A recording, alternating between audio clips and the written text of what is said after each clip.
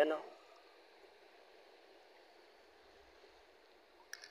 Umang yung laman. Limango. Limango to. Army crab. Oo. Kamilo. Tawagin sa amin. Masarap to guys. Dagat. Sarap to guys. Ayun o. Tikam pa. Mataba to eh. Yung klaseng hipon. Masarap to. Pinok. Parang robot. Hindi kinakain sa amin ito. Yung ganitong alimango.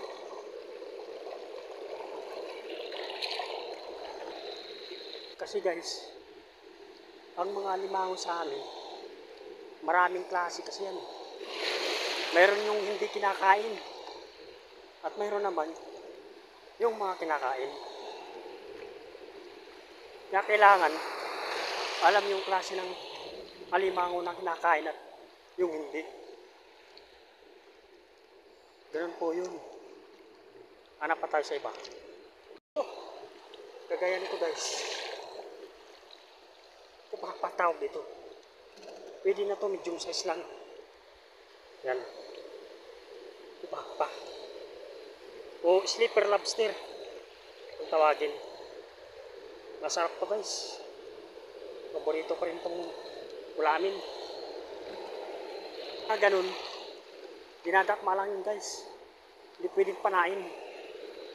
Tsaka yung alimango.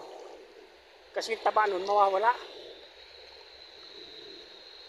Kaya kailangan magaling kang dumakma ng mga ganun. Sa dakmaan, sanay na tayo dyan. Ang tawag sa amin dito guys, yung ganitong area, ngarab. Malapit na dito yung mga koran. Ngarab ang tawag. Hangganan to pagka naglulutay. Yan ang tawag. Kailangan matalas ang mata. O malinaw. Chikimpuan mo lang na walang galaw yung dagat. Doon makikita kayong mga alimango. At iba pa. Ito, may alimango na naman. Ito, pwede na to. Pwede na to guys. Yung ganitong alimango. Ganda ng kulay oh. Ito na naman guys oh. Kakmat lang to guys. Kakmat lang to guys. Yan. Takmaan lang. Alimango uli. Yun o. Yan, dark na yan o.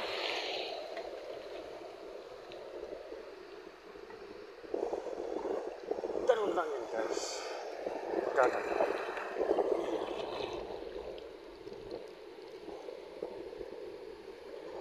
Matabang aligi nito.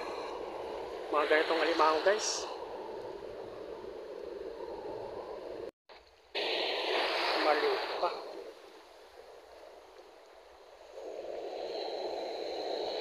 Nawala natin. Uy, meron pa rin ito. Yes, oh.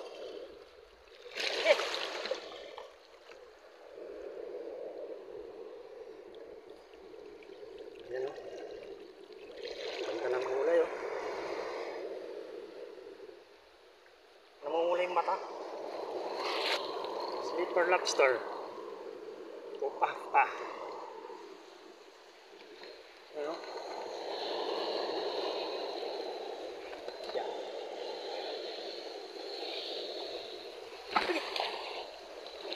Ikaw wala ka pa.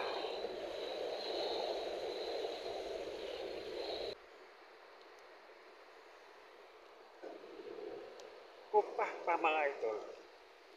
Pupa pa. Yan. Oops. Tikap. Muntikan pa makawala. Kailangan mahigpit ang pagkakahawak. Kasi pag nagpumiglas malakas. Tikap pa makawala. Yan na siya guys. Oh.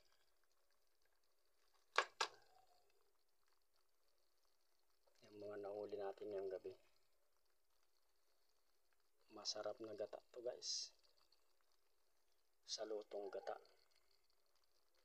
Yan ang bagay na bagay sa kanya.